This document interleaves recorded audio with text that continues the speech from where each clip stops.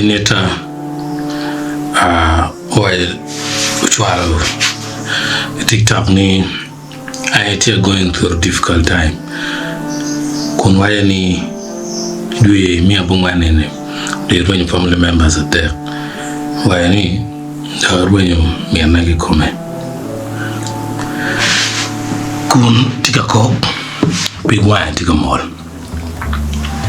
Mandong nyurni and the under very difficult condition. Ma jo marong reaching out jo machokere kilwe merkonani kichung kilwogi ketma kar mukanan.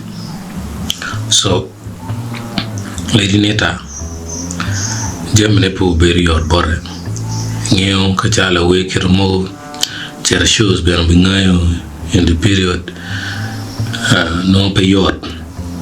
So we know madungu chungoni rit.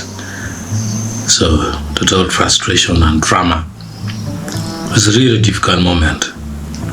Lady Neta ma actually nyargo chung peneta borlo gang pa Lady Neta aligu takchwin ido lego na ba oket megu kabir mekuch da bene ba ko kon ko jingwinu ko work okat kikian man maleto twale